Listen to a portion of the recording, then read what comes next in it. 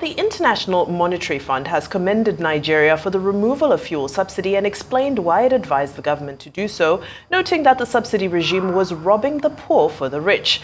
The director of the African department of the fund, Abebe Selassie, provided insights into the organization's position at the spring meetings of the IMF and World Bank in Washington, D.C. According to him, the fund had provided robust content on how the poor could benefit from the policy and the provision of social safety nets. Selassie explained that it is the poorest segments of society that are losing out on subsidy when the resources could instead be used to improve conditions for poorer people instead of accruing to the rich.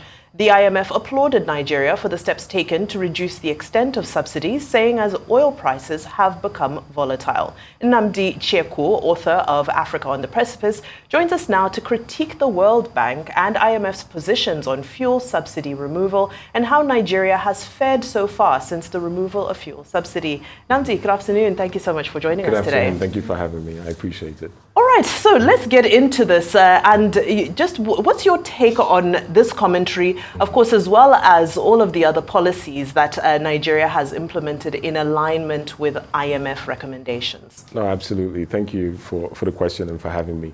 I think on the issue of fuel subsidy, I think the information is equivocal. I think when we talk to various experts, one week we hear that the subsidy is there, and another week we hear that something else is there.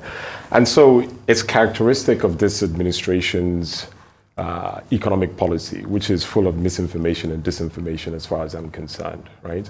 And so if we're looking at all the key levers of economic improvement in the country, let's say, for instance, monetary policy, we see an environment where supposedly the Naira is not being supported with open market operations, but we're seeing potentially evidence of that because I haven't seen any other economic variables to support why the Naira has seen the gain that it has. We haven't seen improvements as far as total factor productivity is concerned. We haven't seen capital inputs increase or labor employment, etc. So how are we seeing this miracle that is the Naira, right? In addition to that, we've seen an increase as far as interest rates are concerned, to about 25% of the monetary policy rate. And the consequence of this is that we're inviting hot money into the country, money that is not going to be sustained or stay for a long time. So these gains that we're seeing as far as Naira is concerned are also subject to conjecture. But more importantly than that, we have a situation in Nigeria today where businesses are having to borrow money at anywhere between 30 to 40% interest rates, which is completely unconscionable. We can't have an environment where we're saying we're building an economy for the future and businesses are borrowing at that level of interest rates. In addition to that, the cash reserves have been increased as far as the banks are concerned. So not only do you have high borrowing rates, but you also have a lack of cash and liquidity in the economy. From a fiscal policy standpoint, we see a situation where taxes have gone up maybe 100% in some situations, which again is killing the productive segment of the economy. And again, rather than widening the tax base to include more people, we're seeing this kind of short-sighted economic policy. And so in whole, you get this sense that contrary to what the IMF and World Bank is saying, we're seeing an economic policy that I would characterize as one where the elites are, to some extent, being let off the hook as far as previous administration, the money they printed, and so on and so forth. And we are placing the burden of rectifying the economic situation on the people, on the masses, so to speak, right? And it does beg the question, what kind of advice is President Tinubu getting, right? And not only from his administration, but also from the wider ecosystem of so-called economists and financial experts that we have. And I do have to point this out. A few names that come to mind because I saw them on this Arise myself, and I have to talk about this. Kingsley Moghalu, who was a former deputy central bank, comes on and says that Nigeria should go and borrow $30 billion as part of a New Deal initiative to spur economic growth. And it's unconscionable. In fact, I would say it's actually treasonable to suggest such a thing, considering that Nigeria has about $113 billion in debt, about 80% of our annual budget goes to servicing debt and interest rates. And you can really come in broad daylight and suggest that we borrowed $30 billion. Akinwumi Adesina, who is the head of AFDB, the largest multilateral lending institution in Africa, also on Arise. He's asked, how can you contribute? What are your suggestions in terms of alleviating some of the economic pains. Oh, well, the AfDB can make a facility available to Nigeria. When he was pushed on that, given the debt levels, he now began to make the difference between concessional loans and commercial loans, which is absolutely ridiculous. And these are supposed to be the people that we give the keys to the economic vehicle to. And this is the advice that we're getting. And so all in all, we see a patchwork as far as I'm concerned, as far as economic policy is concerned. But this is serious. And this is serious because there's nothing transformative, no indication of a transformative agenda as far as this administration is concerned. And the reason why this is problematic is that we are facing, as Nigerians and Africans, serious existential challenges this century. And if I may, I would like to point them out, because I believe that these kinds of individuals that I've just mentioned, who I believe are double agents, who I believe are the kinds of people who have been telling Nigeria, okay, right? Be careful what we're calling seriously, people. That's the advice that they're giving from their own professional perspective. But we're all allowed to have different schools of thought. Absolutely, but the import of the advice must be called. And the truth, there must be truth spoken on some of these issues. Because we see ourselves decade after decade, in fact, century after century, in the same situation. But what we have to realize is the game in the 21st century is going to be quite unforgiving. Why do I say this? We are in a situation where we are behind in the agrarian revolution, the industrial revolution, the digitized revolution, and then we now have the energy transition. No single African country has a real plan in terms of how to independently be a player as far as this energy transition is concerned. So what does this mean for us? This means if we fall behind, that we are setting ourselves up to have this enormous gap between us and the rest of the world. We are in a situation in Africa today because of the economic mismanagement of all sub-Saharan countries, where we are seeing slavery in broad daylight in Africa. We're seeing it in countries like Libya, in Sudan, where black Africans are being sold in broad daylight. This is what we're facing. We also have to recognize that advances in technology, especially as far as automation is concerned, has created an environment where, for 500 years, foreign interests have been coming to Africa for land, labor, and resources. The reality that we face today is that they no longer need African labor, if I may. And so what does that mean for us? That means an existential threat for us in terms of what their potential behavior could be.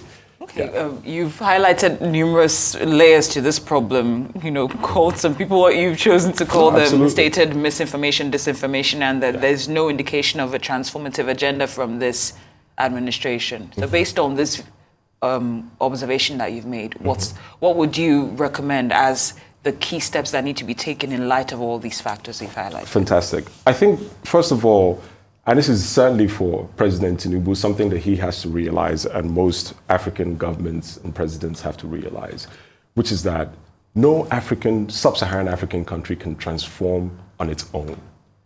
The internal economic and political gangsters that we have, as well as the foreign gangsters that operate in Africa, will not allow for that to happen.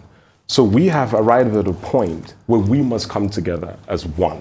This whole idea, this notion of Pan-Africanism, which has always been kind of this romantic notion, is now a condition for survival in this century.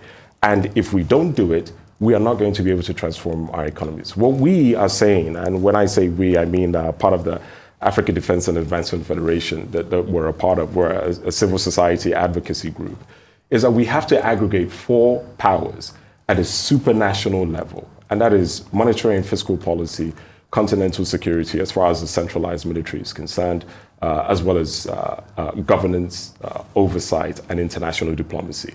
If we aggregate these 4 powers at a supranational level, it will stop them from being abused from these subsequent governments. Some people say we have ECOWAS, we have AU, all these organizations are there. Look at ECOWAS, it's already struggling to implement what it stands for. Yeah. So how do we make it work? Because those organizations, they exist already.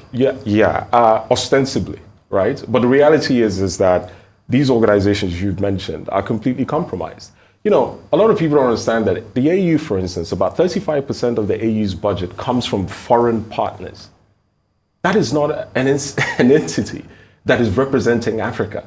That is, as far as I'm concerned, we have double agents and double-faced institutions who are supposed to be spearing us forward, but are not really serving the interests of Africans.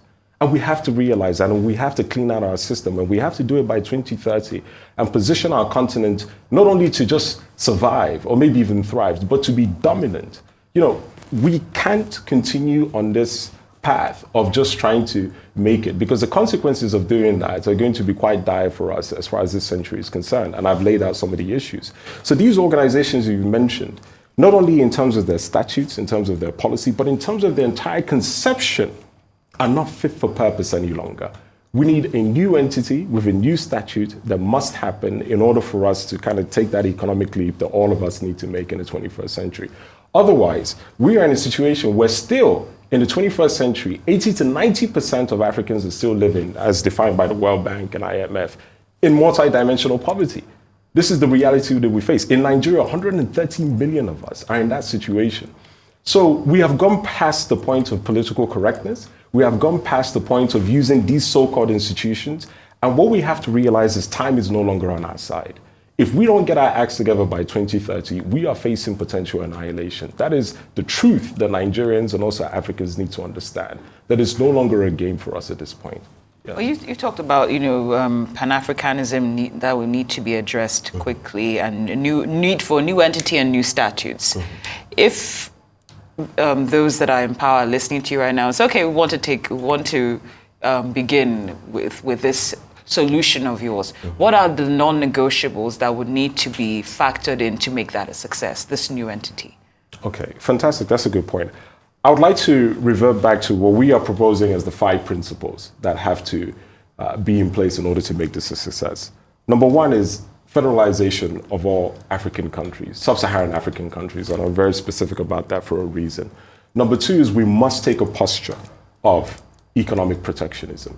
We must get to a point where it is a must by regulation and also by market forces that we give our industries a chance that they've never had since independence to actually be strong players, not only domestically, but internationally, right?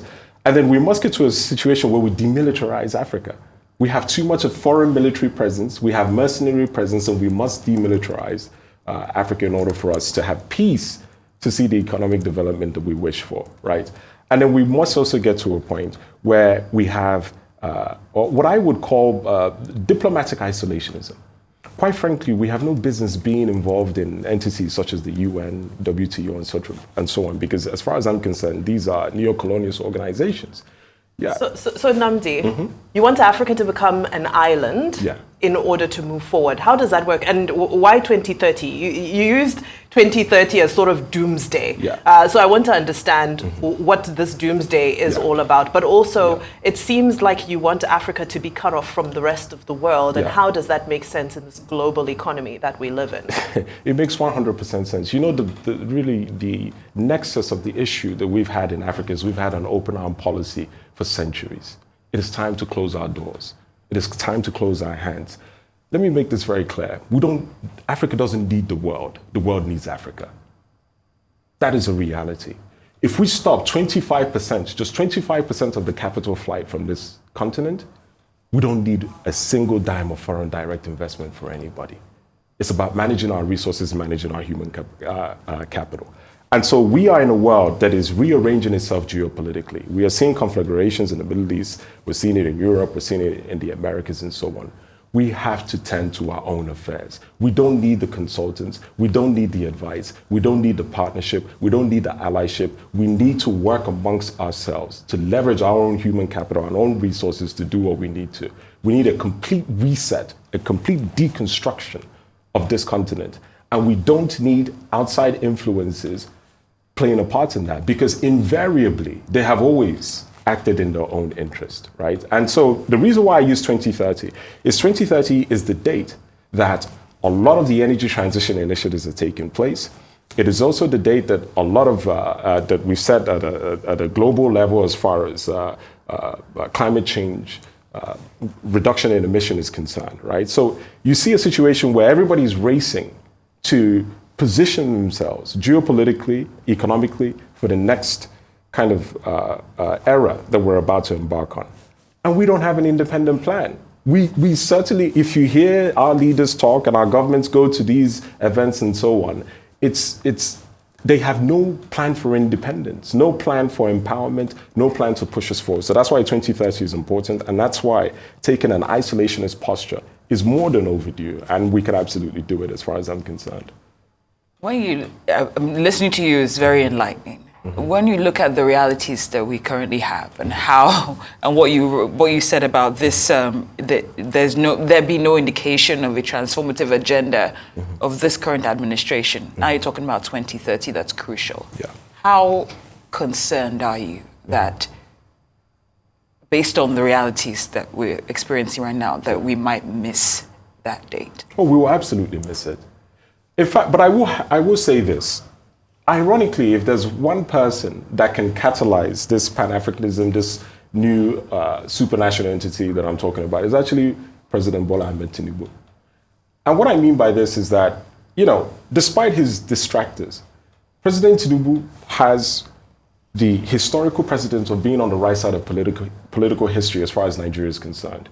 He fought with Nadeko as far as MK Abiola and that history is concerned. He helped create APC to give Nigeria a broader, much more robust democratic bent to it, and gave us another option that wasn't PDP. So he has the cosmopolitan gene in order to push this kind of agenda. And I actually have a message for him, which is, Eyin Lokon Lati Africa Allah. Translate. Eyin Lokon Lati Africa Allah means it is your turn to come and save Africa. He cannot, the weight of his political antecedents necessitates for him to shoot for greatness, not to come and engage in mismatch of political, economic policy, voodoo economics, and so on.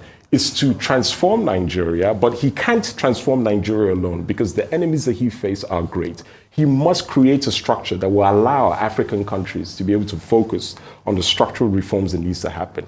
He's the one man that can do it, and that should be his thought or his mandate, or he risks being a one-term president, given how things are going in Nigeria today. That's the reality. All right, there's a lot to digest in that and a lot of takeaways. Nnamdi Chiekwu, thank you so much for your time today and for your insights. All right.